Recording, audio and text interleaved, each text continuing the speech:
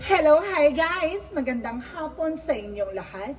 This is Jin Rodriguez from my Sagari channel, a faith healer o Zomata reader. So ngayong hapon, natatagan natin ang nagsabihin sa'yo ng ating mga gabay. So this is monthly gabay for the month of March 2024 for the sign of Virgo. So Virgo, welcome to my channel. Ano kayang messages, advices, as spirit guides ang ating masasaga for today's video? Kanino naman kayang energy or kaganapan sa buhay ng mga Virgo signs ang ating mahagilap? So guys, this reading is a general reading lamang, hindi lahat makaka-resonate. Kunin lamang po makaka-relate sa inyo and comment down below kung kaninong energy ang ating nasaga. And of course, don't forget to like and subscribe my channel and hit the notification bell for more videos update. Kasi maraming salamat po sa mga walang sawang pagsuporta sa aking channel. Lalong-lalo na yung hindi nag-skip ng ads na way pagpalain kayo ng Diyos at may kapal siksik-liglig na gumapaw na biyayang manabalik sa inyo. So guys, umpisa na natin ang laban for the sign of Virgo. For monthly gabay for March 2024 for the sign of Virgo, let's see. So there's the Wheel of Fortune. Wow! The good luck is yours. The bless is yours. Maaaring talaga there's a destiny to happen, no? Talagang ipagkakaloob ng langit sa'yo ang swerte, no? Talagang ipapabor na sa'yo. At of course, there's a Three of Swords, no? Mag-ingat ka lang kasi there's a lot of pain or something. Inggitera or inggitero. So there's an information na maraming insecure sa'yo. No, maraming insecure sa'yo. Because there's a Nine of Pentacles, a blossoming abundance. So, maaaring lalago, lalakas ang iyong finances, maaaring lalago ang iyong negosyo, mukhang magkakaroon ka ng increase for salary. So, and of course, there's a Four of Swords na kailangan mo ipahinga ang sarili mo, no? Kumbaga, there's a fear, no? Kumbaga, nagkakaroon ka na rin ng something pangamba sa mga bagay-bagay. And of course, there's a Two of Cups, a partnership. So, may mga pinangangambahan ka about sa partnership and there's an unconditional love, no? Kumbaga, meron ditong pagmamahal na parang hindi mo sukat akalain na mamahalin mo yung isang bagay na yon, no? Kumbaga, hindi man to tao, isang bagay or isang hayop, no? Parang gano'n. Kumbaga, there's an unconditional love. Kumbaga, marami kasi ito pinanggagalingan ng love. And of course, there is the King of Pentacles, so there is a practicality. So, kailangan maging practical ka at this moment. And of course, there is the Wheel of Fortune for the Three of Wands, so waiting for a result, waiting for a shift. May mga bagay na hinihintay ka at may mga bagay na dapat mong hintayin. Turning for an event or turning to your favor or something, turning back to the owner. Charis. Kumbaga may ganon. Basta babalik sa ating ikot ang kapalaran sa'yo. Parang ganon siya, guys. And the Ace of Swords is a breakthrough, no? At the end of the time, magtatagumpay ka, no? Marami mang taong naiinggit sa'yo. Marami mang taong subukan siraan ka. Marami pang taong subukan linlangin ka. So, sinasabi dito magtatagumpay ka, no? And because there's a Magician for manifestation. So, may mga bagay na unti-unti ka na ma-manifest dito, no? Kumbaga, magdadala sa'yo ng blossoming to, no? Kasaganahan. Ganon. Four of Swords represent the Queen of Swords, the bigger picture. No? Kumbaga, titignan mo yung magiging possibilities. Titignan mo yung sarili mo. No? Tignan mo yung, kumbaga, look at the bigger picture of yourself. Kumbaga, there's a prettiest way na parang, tignan mo, parang, tutukan yung sarili mo, self-care, parang self-care, self-love, etc. So, there's a Two of Cups represent the Empress card. See? The word empowerment. So, there's a women empowerment or men empowerment. So, there's an information na parang ibalik mo yung sigla ng iyong sa sarili mo, no? Ibalik mo yung sigla ng sarili mo. At mahalin mo yung sarili mo ng pagiging ikaw, no? Even your flaws. So, let's see what is the King of Pentacles. So, there's an information with that. Hierophant, a lesson learned, no? Kumbaga, matuto ka na, no? Kaya ka na paglalaroan kasi masyado kang, kumbaga, pag nagmahal ka, diba? Kumbaga, pati sarili mo, nakakalimutan mo. Parang mas sinasabi dito, kailangan mo na maging practical this time. Ganon, no? So, let's see what is the Wheel of Fortune and the Three of Wands. Represent the King of Cups. So, there's a devoted and supportive person. Mayroon taong susuport at gagabay sa'yo. At maaaring ito na yung pag-ikot na kapala kapalaran at iikot na rin ang mundo mo, no? Kumbaga, babaguhin yung eksena mo dahil itong tao na to ang magpapatunay na sa'yo ng totoong kahulugan ng pag-ibig. Di ba? Kumbaga, sa dami-dami ng pinaikot-ikot, no? Pinaikot-ikot ka ng mga maraming beses. Yung pag-ikot mo ulit, iba na tong eksenang gagalawan mo. No?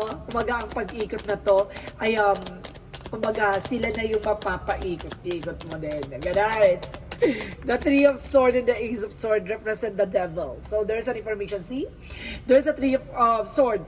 Kumbaga, sinasabi dito guys, no, dahil sa inggit and insecure sa'yo, kumbaga, gumagawa na siya ng devil kasi hindi niya na kinakayat eh. No, masyado ka nang nagiging successful sa mga kaganapan sa buhay mo. Parang gusto niya, no? Hindi ka magtagumpay sa larangan na pinanggagawa mo. It's either kung nasa ibang bansa ka para mag-fail ka dyan, or kung nasa negosyo or trabaho ka para malugi ka, or kumbaga suddenly magka-problema ka. Ganun siya guys. And of course, there's an information with the Nine of Pentacles and the Magician for the Four of Cups. Re-evaluate or analyze. So, may mga bagay dito na kailangan mo pag-isipan, no?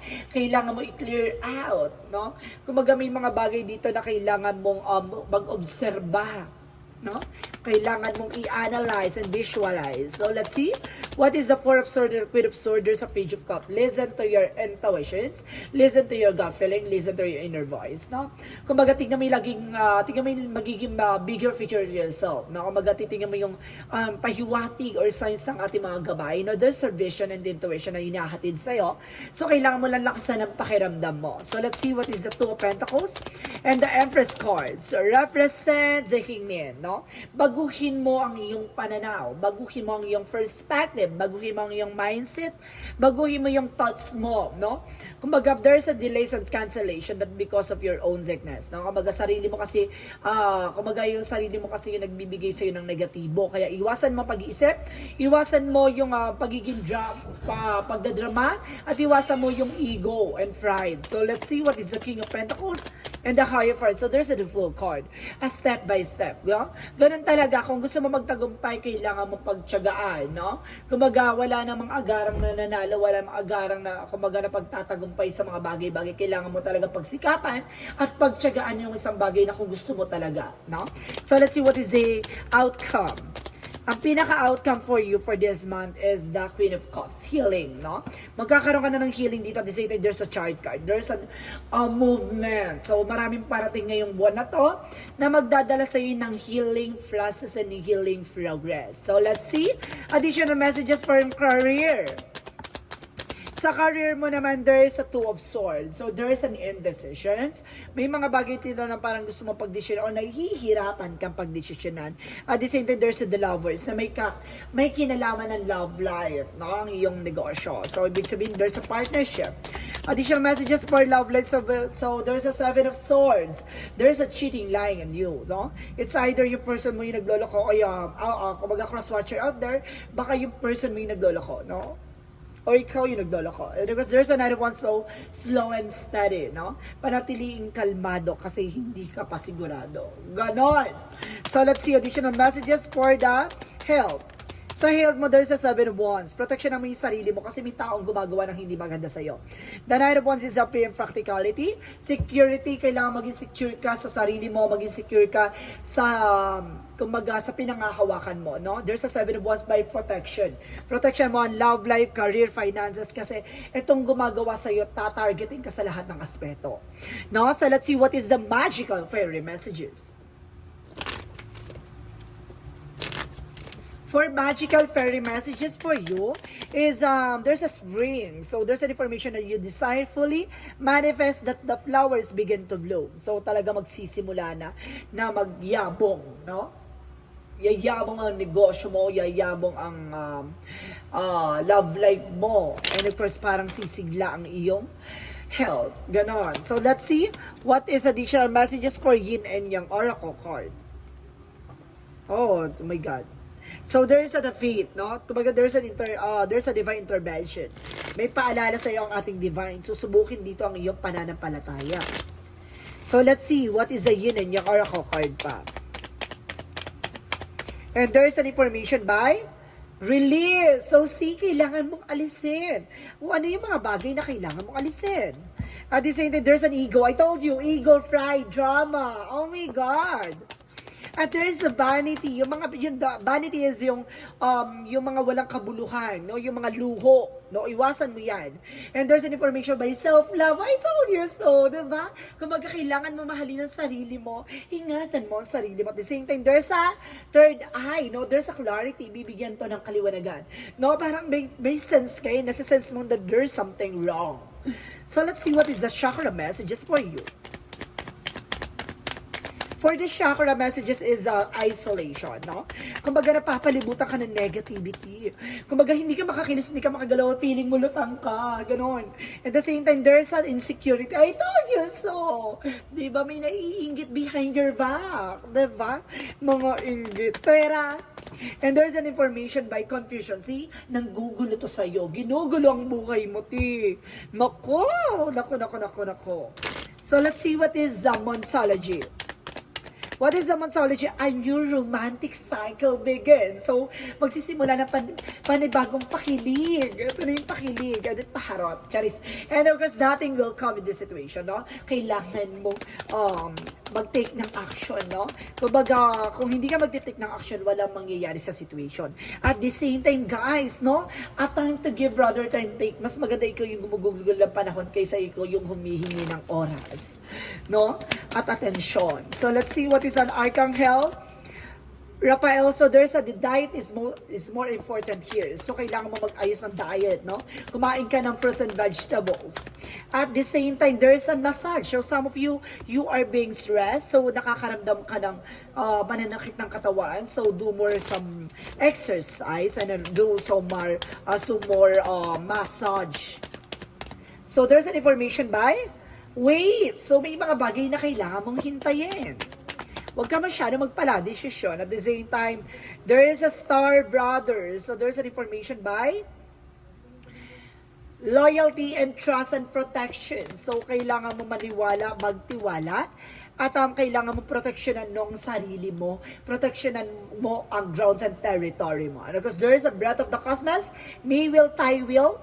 The micromanaging the universe. So, see, ibibigay sa'yo ng ating universe yung mga bagay na para sa'yo, no? So, let's see what is Archangel Michael messages for you. So, Archangel Michael represents your inner guidance is real and trustworthy. So, yung mga gabay mo ay mapagkakatiwalaan, no? At the same time, you're guarded and protected, no? Kumbaga, kailangan mo proteksyonan at bantayan ang sarili mo.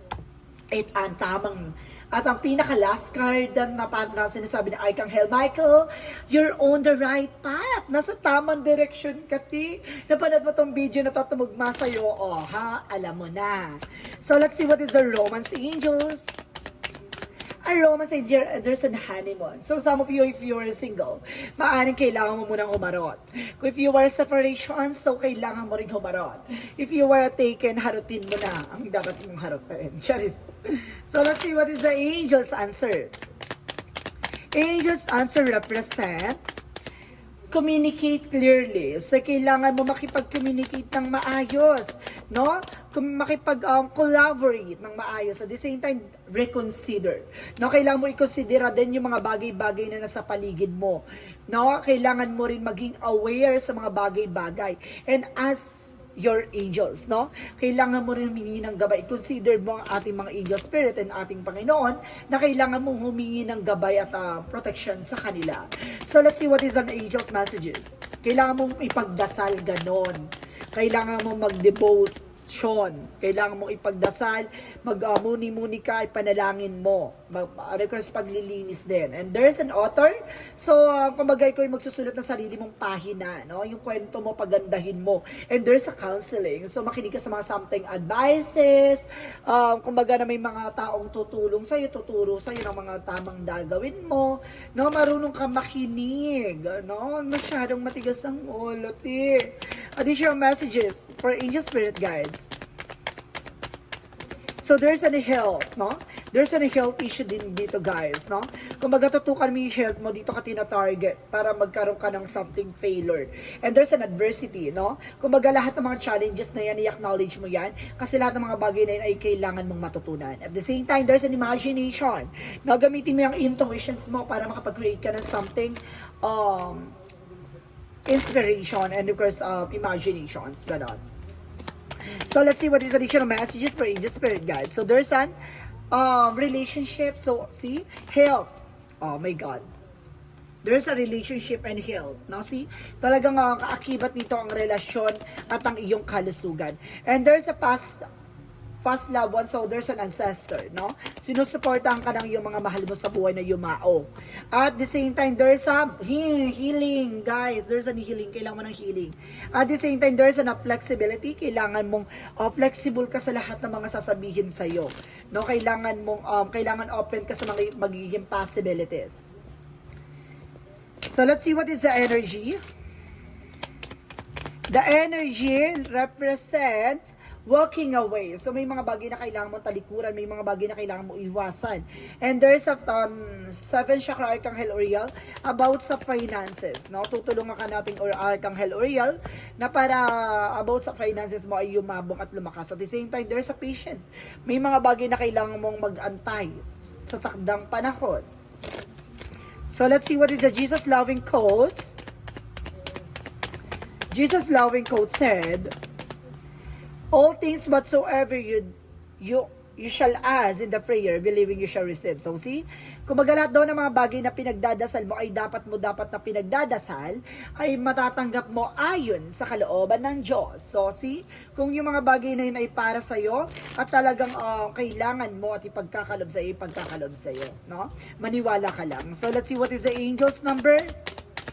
So there's 26, I am attachable. So sinasabi dito, you have a desire to succeed and will feel most accomplished when your work benefits others. Your intuitive awareness of what people want allow you to come up with an innovative solution to meet their needs. So may mga bagay dito na, kumbaga, yung mga hindi pinapangarap mo lang ay maaari mo nang matupad, no?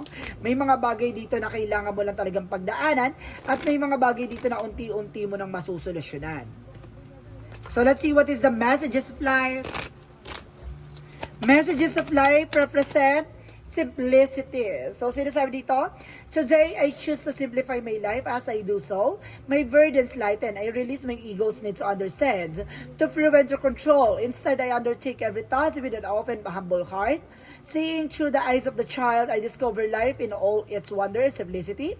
As the complication and chaos of the mind fall away, I remember, I am one with the light. So see, ikaw yung, isa ka sa magsisilbing liwanag, no? Ikaw, kumbaga, unti-unti mo madidiscover, no? Hindi naman yan agad-agad simplihan mo lang, no? Kumbaga, habang tumatagal, kumbaga, natutuklasan mo, nauunawaan mo, at nalalaman mo yung pasikot-sikot ng kaganapan sa buhay mo. No, ganun yun, hindi yung basta-bastang ura-urada, marunong ka mag-antay, kumalma ka, alamin mo, tuklasin mo, at kumbaga sa sarili mo, madidiscover mo yan. Unti-unti mo matatanggap, at unti-unti mo matututunan, no? So guys, this is a monthly gabay for the month of March 2024 for the sign of Virgo. So Virgo, maraming salamat for this wonderful reading. So once again, this reading is a general reading lamang, hindi lahat makaka-resonate. Kunin lamang po makaka-relate sa inyo and comment down below kung kaninong energy ang ating nasagap. Maraming salamat guys and see you in the next video. Bye-bye and babush!